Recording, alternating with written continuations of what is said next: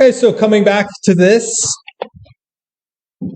Resistance to slavery, yes, there was resistance to it over the course of the 18th century, and there was an increasing momentum, a drive towards abolition to abolish what was clearly an evil institution, ancient institution, but operating within a new paradigm, within a new logic. The main driving force in the abolition of slavery was from the slaves themselves, and this existed either through their own personal accounts, which could be published or even just exchanged, spoken, and also the possibility of actual full-scale revolt or rebellion. And when we speak about that, you'd have to say the most prominent example was the full-scale rebellion which occurred in the Haitian Revolution, which was between 1791 and 1884, in which enslaved people overthrew French colonial rule.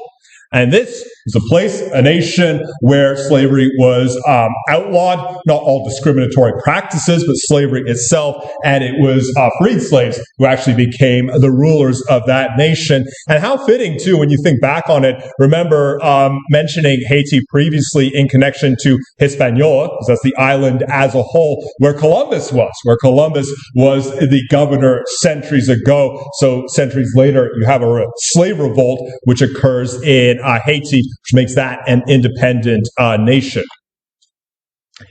Insofar as a drive towards abolitionism emerged from within European society, it was tied less to religion than to ideas of republicanism and Enlightenment thought.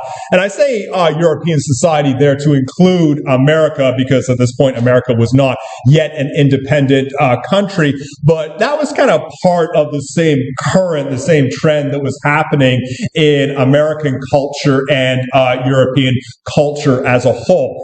Religion, well, a little bit. There were some religious opposition to slavery, pushing for abolitionism, but it wasn't a kind of organized force. It was more particular groups. I mentioned the Quakers previously. It was more exactly the ideals that played a central role in the American Revolution and also the French Revolution as well. A kind of tide of modernization, pushing back against ancient feudal customs and institutions, pushing back against outmoded practices, this drive towards the idea of humanism, individual rights, the scientific rational ordering of society. All of those principles were clearly from the start condemning slavery and treating slavery as an abomination. And so it was caught up with a kind of larger trend that was happening in European society and the Americas. But this in itself was not enough to lead to the abolition of slavery for a couple of reasons. First of all, the people who participated in Enlightenment thought, often slavery was sort of tangential to what they were talking about because they were speaking about their own specific circumstances and how much they hated the ancient regimes in their own countries, how much they despised the feudal customs and the lack of their own personal autonomy. And for people in Europe, in many instances, slavery just felt distant to their lives.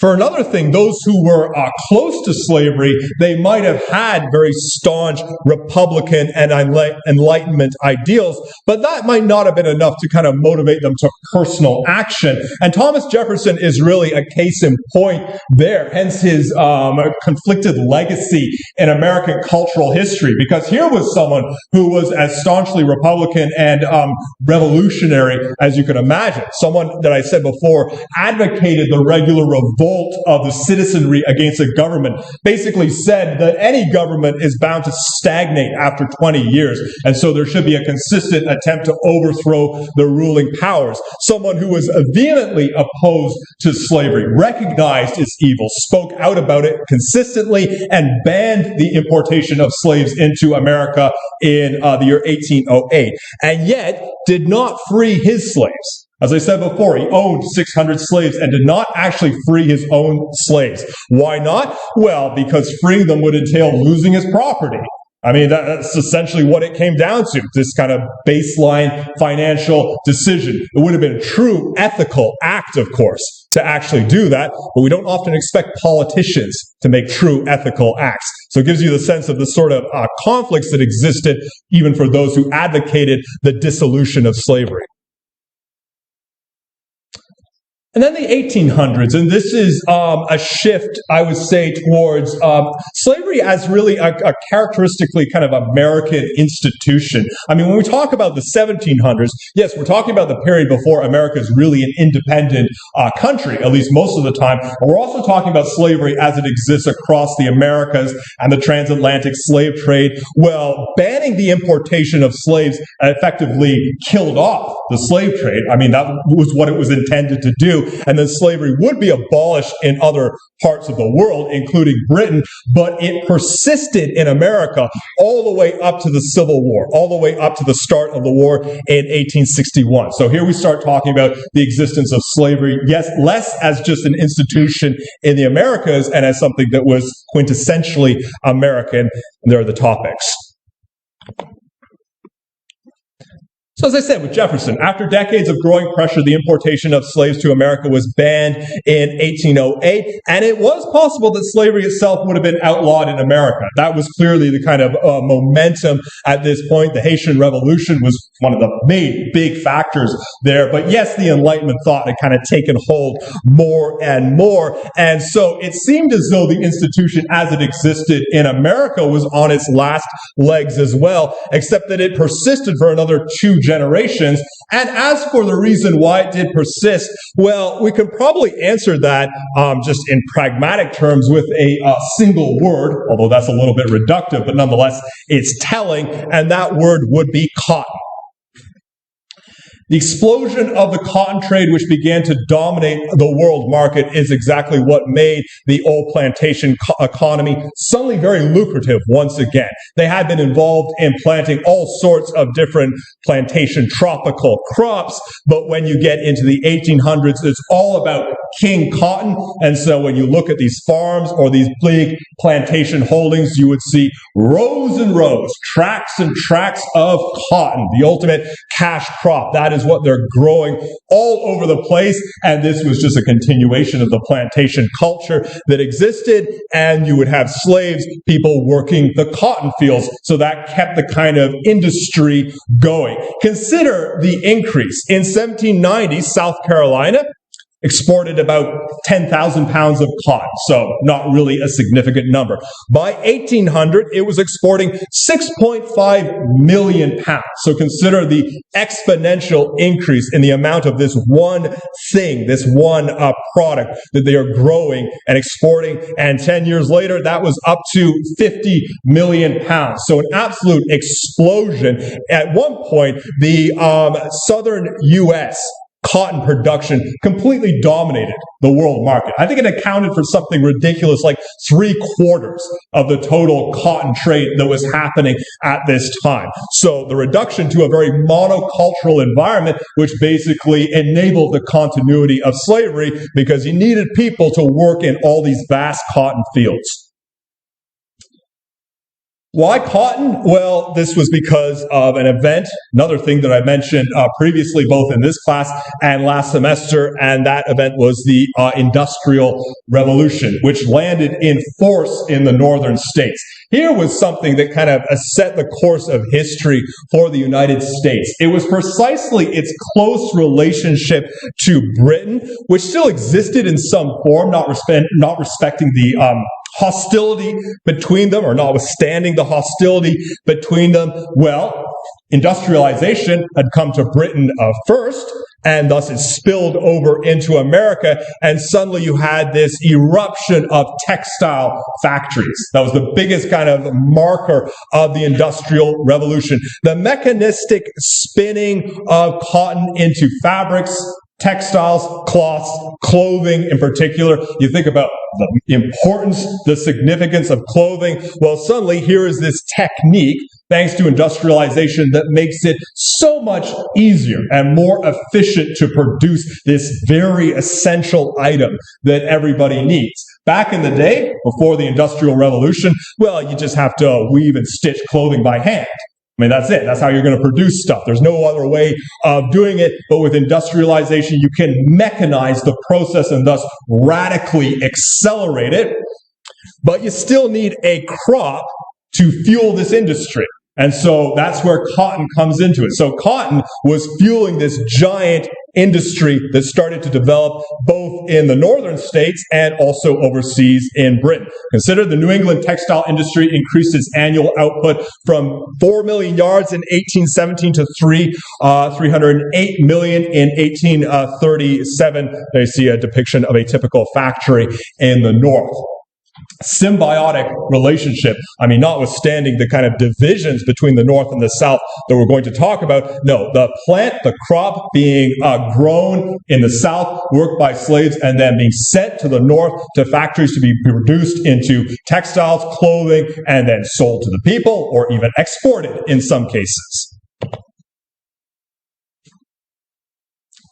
The extension of slavery all the way to the Civil War era strengthened its character as a distinctly American institution. You had slavery existing on the wide scale, and then you have it existing in America in the early part of the 19th century. And of course, it's caught up at this time with America now being an independent country, having separated from the British Empire, which fed into the ongoing development of an African-American cultural identity, which I'm going to speak about just briefly. I mean, we can't do justice to this, but you see there a painting which I think is from the late 18th century depicting plantation life. I'm not sure if they actually ever discovered the artist of this painting. It might be anonymous, but there you see a representation of slaves on a plantation, and what stands out about this particular depiction is that they are not working in the fields, but rather engaging in artistic pursuits with the music, even the conversation, but also the cloths as well. This practice of music, of weaving, of baking, of bringing a distinct, unique cultural identity and practice to all of these different activities. These were things that have been growing for a long time and really started to strengthen even more so in the early 19th century. I say there, an identity that combined aspects, many diverse aspects of labor, community, music, and aesthetics. So I'm only going to talk about kind of one dimension of this, but this is just, as I say, a very limited kind of extrapolation of an entire nexus of identity positions that started to emerge around this time, and indeed had been growing already over well over 100 years. Say there, adapting to a new national ideal, many plantation owners tried to pose as fathers of a large extended family, notion that made more sense on the smaller farms. More than half of the slaves lived on farms with less than 20 people. This was a change that kind of reflected the national ideal that had taken hold in America. It was kind of against the feudal ideal where a plantation owner would pose as a king ruling over his little land, and he would have his peasants working the land. But republicanism, American opposition to monarchy, the kind of modernization, that had basically made this whole idea of being your own personal monarch, that had made that idea very unfashionable. And so there was a kind of different ethos. Might not have made a practical difference, but it was nonetheless a different way of thinking about it. Slave owner imagining himself as this kind of paternal father figure and seeing the slaves as this kind of extended family that he's overseeing. There you see a cotton planter in Mississippi, and you might notice with the slaves there, the kind of spectrum of ages of the people. Children up to grandparents, and even posing with the dogs, clearly creating that kind of sense of that familial structure. Plantation owners did gain an increasing interest in keeping slave families together, not necessarily to be benevolent, but because that was a way of achieving security and continuity. But also, since the importation of slaves have been banned, how does one actually gain more slaves? Well, they have to have families. They have to produce children. So there became this ideal of keeping the extended family together, having the people marry, having the people produce children. Though I say in reality, still about 25% of these families would be broken apart when members were sold because slave marriages had no legal basis. They were not recognized illegally. They could happen, but they were not recognized in any legal sense. So especially when a master would die, it would not be unusual for different people to be sold off to different places, usually to settle debts after the fact.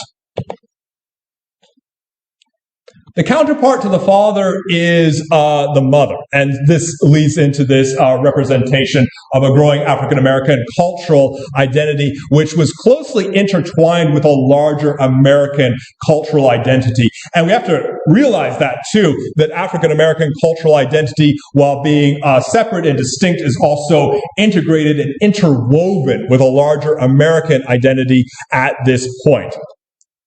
And this dichotomy helped give birth to one of the most enduring archetypes, stereotypes of American culture. That would be the figure of the mammy represented up there. Now we speak about the kind of figure of the mammy. We often have in mind today this kind of racist caricature, this kind of stereotype that continues to survive today, which is something that was produced in the plantation culture of the 19th century. It is the figure essentially of a black woman as this mothering character. Someone who is very religious, kind of God-fearing person, asexual, so she's not supposed to be attractive. She's supposed to be this kind of large, very strong, very solid person. And she's this figure of kind of devotion and maternal sacrifice. So in other words, someone who doesn't really have any interest in doing things for herself, but rather is completely committed to taking care of others, in particular the family, and in particular the children of slave owners. This obviously, as just a simple caricature, is a way of justifying a level of subordination and servitude and kind of creating the impression that African-American women were content with their lots, with their roles, and that kind of figure would persist within the culture over decades, and you could even say over centuries, because I say there, she has emerged across American culture in enormously diverse forms as both a simplified image. She was a logo for a syrup company, Aunt Jemima, which was only canceled, retired recently, I think, in the year 2020 or something like that, but also as a very complex characterization, because as a figure, she represented a nexus of African cultural traditions and reinterpretations of slavery. And that's the kind of important point, is beneath the caricature, beneath this kind of one-dimensional image, is a kind of reinscription of identity that speaks to already existing African-American traditions and indeed African cultural traditions as well. This figure of the mother as an image of strength and of vitality and power did have its roots in African cultural traditions practiced by various people. The Yoruba people, who were located in what is now Nigeria, are one example. W.E.B. Du Bois, who wrote about these things in the early 20th century, spoke about the Africa as the land of the mother and brought up the different various representations of maternal figures as these images of vitality and strength and a kind of sort of sure-handed control of various situations. So it wasn't just this kind of image that was imprinted onto black slaves. It was an image that was a kind of distortion of something that already existed within their culture and within their society, and hence the kind of diverse forms that it would take later on. Mentioned there, William Faulkner's novel, The Sound and the Fury, which kind of speaks to a kind of other dimension of the mammy figure that emerged from plantation culture. The idea that the mammy would be charged with taking care of the children of slave owners, and in some respects was more of a mother to them than their own mother.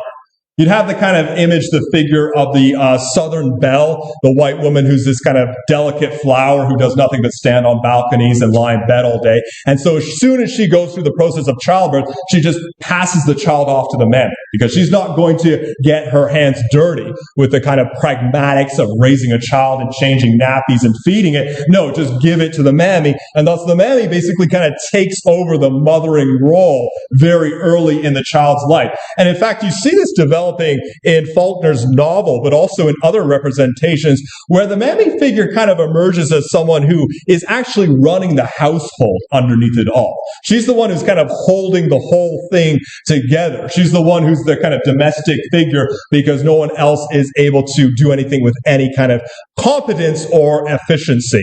So a peculiar dichotomy emerges here if you want to just look at these cultural figures. You have the paternalistic slave owner, or imagines himself as this kind of father figure, and then who's his counterpart? It's the man. It's a black woman who's doing the job of raising the children.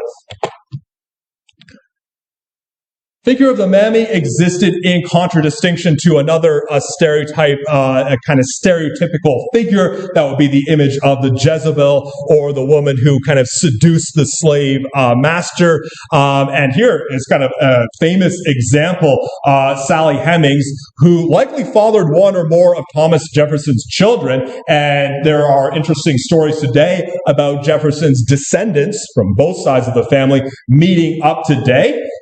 Sally Hemings, the kind of trajectory of her life is a little bit obscure and unclear, but she, as a slave woman, may well have given birth to some of Jefferson's children, and such liaison, such sexual relationships did certainly exist in slavery. They could have been coerced, forced, they could have been voluntary in some instances, but there would have been a wide variety of them as well. The stereotypical assessment would be that a woman like Hemings would have seduced Jefferson. That's probably not what happened, but that would be the kind of typical story. The figure of the mammy is a counterpart to that because she's not a Jezebel, because she's kind of asexual. She's not supposed to be an attractive person. She's just supposed to be this kind of figure of maternal forbearance.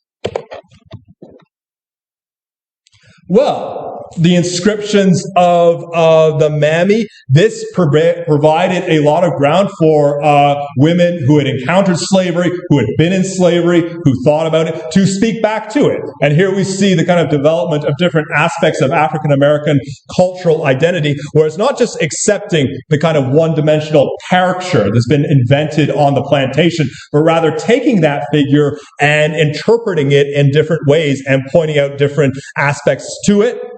There you have in the upper left Harriet Jacobs, who wrote about her life as a slave woman. Lower left, Maria Stewart, who was an abolitionist at the time. A little bit later, Anna Julia Cooper as well. And one of the things that defines, at least the two on the left, Jacobs and Stewart, was this idea of looking at maternity, looking at the practice of maternity, and speaking to the ways that slavery effectively disrupted any kind of a benevolent interpretation of maternity. Basically saying that slavery puts African American women in positions where they are forced to act in a sinful way, forced to give in to lascivious masters, forced in some instances to give up their children as well. So here's this figurehead, this identity of the mammy as this kind of mothering influence. But when you look at the actual dynamics of slavery, it's actually disrupting and destroying maternity. It's breaking down bonds between mothers and children. It's not allowing these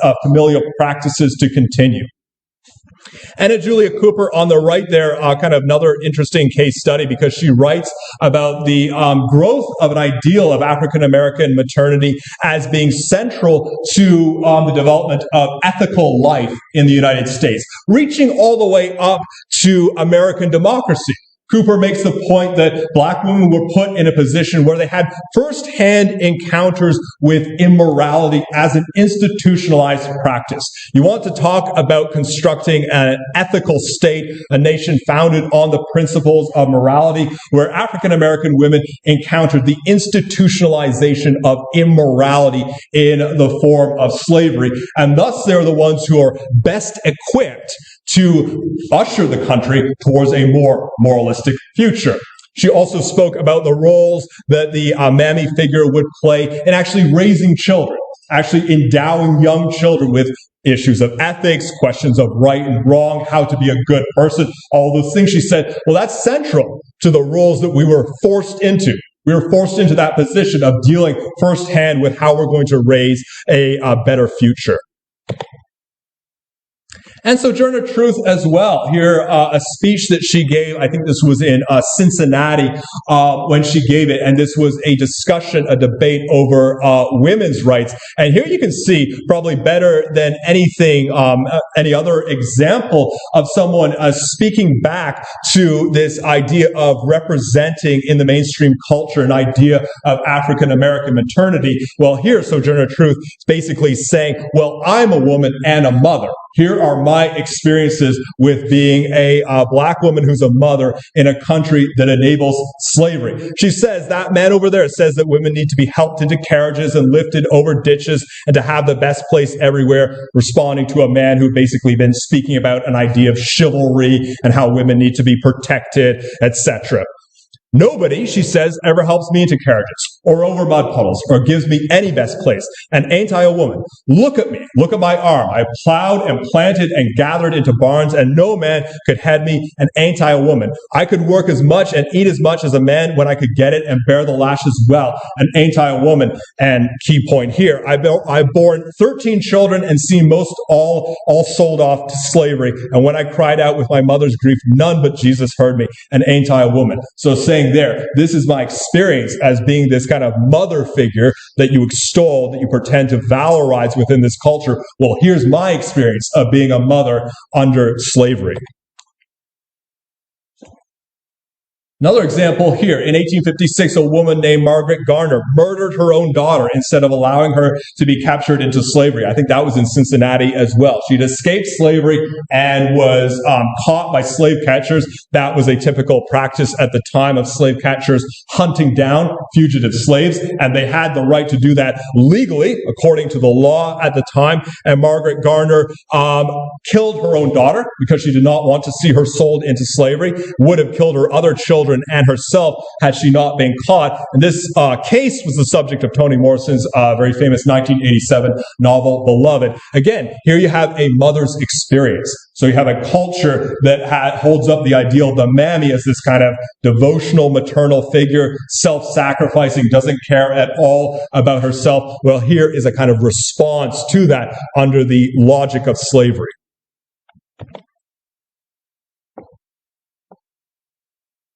So in the time remaining, take a look at the causes of the Civil War. Well, we've already talked about the cause of the Civil War, essentially slavery, but here are the kind of other causes within that. And again, this is not at all a comprehensive list. We're just kind of introducing some of the major things that are worth talking about.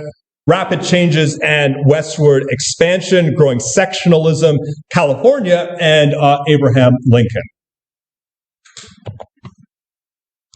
Rapid changes in the first half of the 1800s. And this is a very important thing to think about when we consider how a war broke out in this country. It might have seemed like something that was perhaps avoidable, but on the other hand, it might have been a little bit inevitable considering the rapid pace of transition and transformation, fueled in particular by the Industrial Revolution, which was bringing all sorts of changes to the country as a whole, but also, and kind of working in concert with that, with the enormous group of people who are flooding into the country from overseas.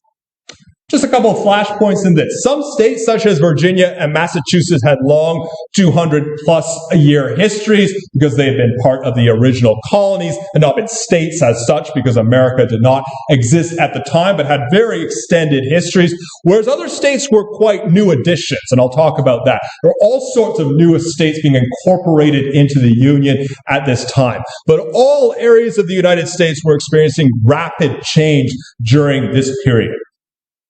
What kind of change? Well, population growth in urban areas was part of the transition. You had a very largely increasing population at this time, and you also just had the growth of in city centers becoming more prominent. Just one example, Boston's population grew from 40,000 in 1830 to almost 200,000 by 1860. Note that a kind of five-fold increase over the space of a generation, which is very quick for a city to grow up over that time. Again, industrial industrialization leads to more urbanization, people living in city centers. At the start of its lifespan, America was basically this agrarian society, like all places, meaning countryside, farmers. That was the main kind of structure. But now you have this kind of rush towards these urban city centers. The access to new land and resources continued, with the country expanding ever further westward. We're going to look at that. So America initially, this kind of narrow strip of a nation on the eastern seaboard. That was the case at the time of the Revolution. Mentioned this previously. The idea of the country being sort of hemmed in or surrounded by hostile forces. Well, now it's just growing very quickly westward. So it's certainly taken on a different identity over the space of a couple of generations. The country was becoming more democratic thanks to Jacksonian democracy, but also more atomistic.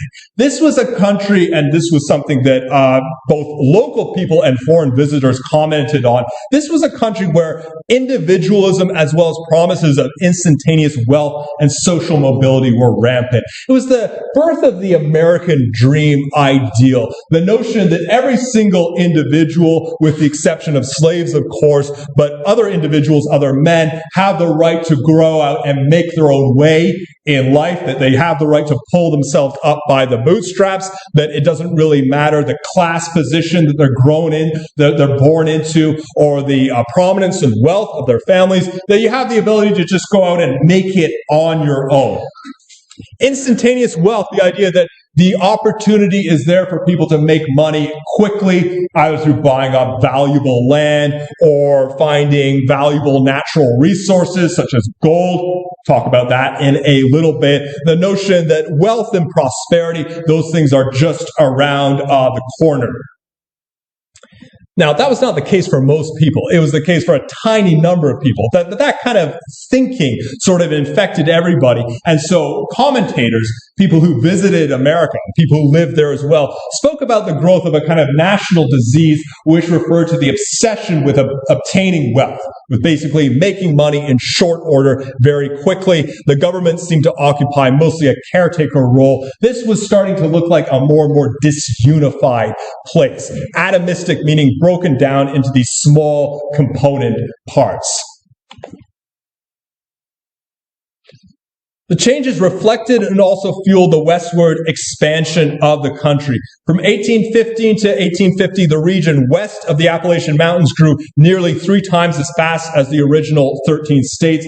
A new state was added to the Union on average once every 3 years as people flooded into these territories. So here you have another massive change that occurs over the early part of the 19th century with this rapid westward expansion. You can see there with the growth of the United States.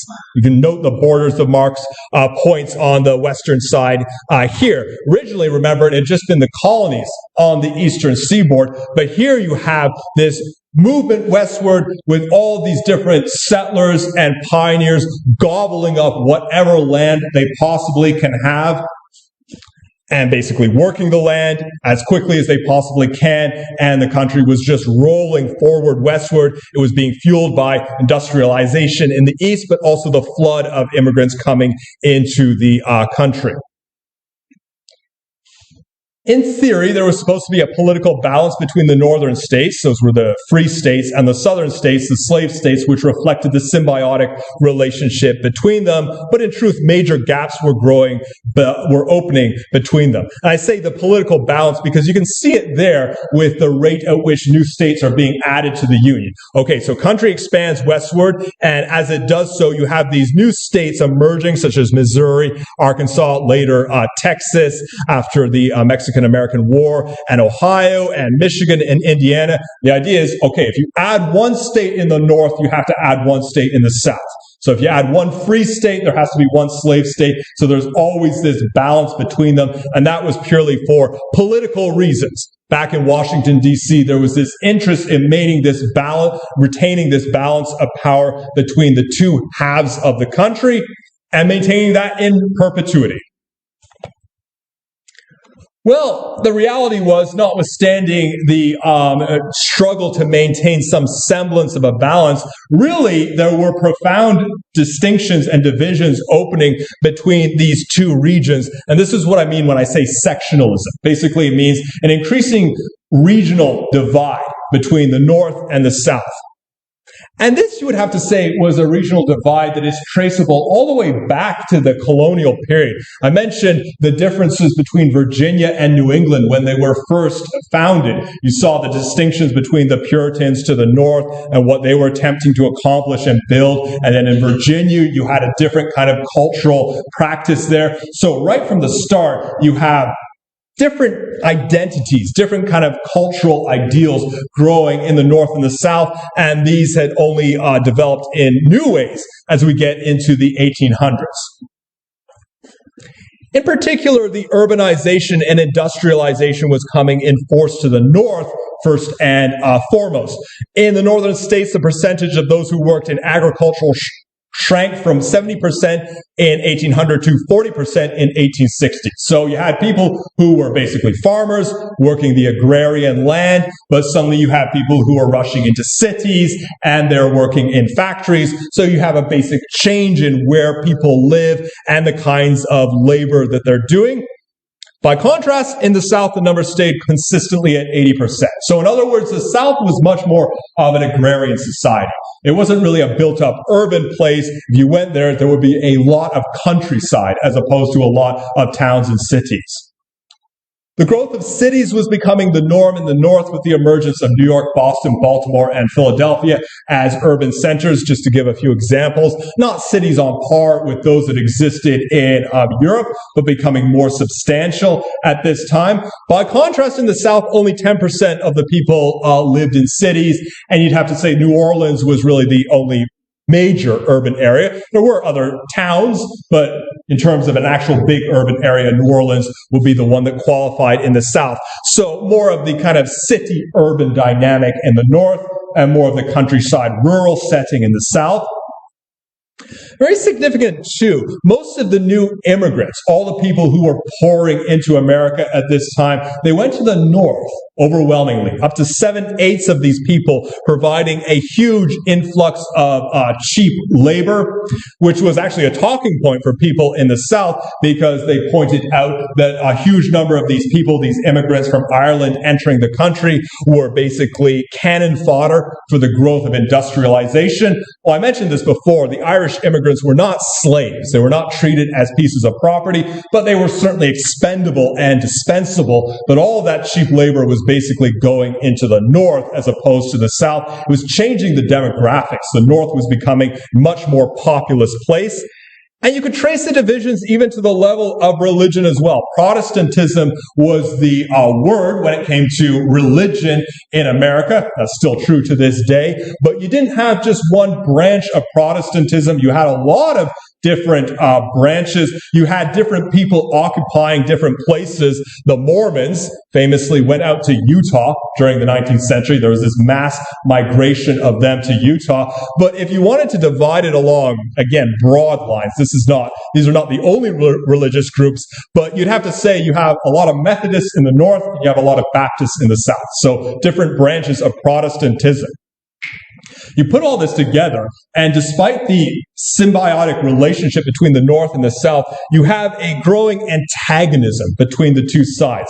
A growing impression of hostility and an impression that maybe they're not really members of the same country anymore, that their cultures, that their identities are diverging and going in different directions. The growth of sectionalism was a growth of a kind of regional identity that no longer sort of met at the center of the United States. There was the feeling that really increasingly you have northern states and southern states, and they're maybe on different pathways, different trajectories. Okay, so we're out of time, so still have some more slides to look at, but that will be for next time. So here's the cutoff point for studying for the test. So make sure you do take the test on Monday, and we'll come back next time for the last class. What is the last class prior to the reading week?